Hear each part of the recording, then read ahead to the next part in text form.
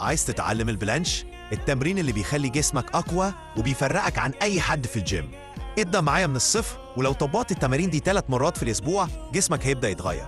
أنا كوتش محمد وأنا هنا علشان أساعدك. ما تنساش تعمل لايك للفيديو وتشترك في القناة علشان توصلك أقوى التمارين الجاية. 1. بلانك لين، بلانك مائل للأمام.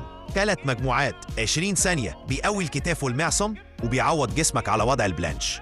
2. تاك بلانش هولد، بلانش مع ضم الركب. 3 مجموعات 10-15 ثانية بيعلمك تحافظ على التوازن ويشغل الكور عضلات البطن بقوة.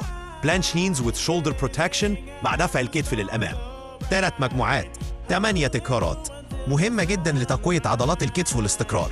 البلانش بيقوي الكور والكتاف والمعصم، بيعلمك السيطرة على جسمك بالكامل وبيخلي شكلك جامد من أول نظرة. ابدأ النهاردة، ولو استمريت هتشوف نتائج مبهرة قريب جدا. يلا بينا نتمرن.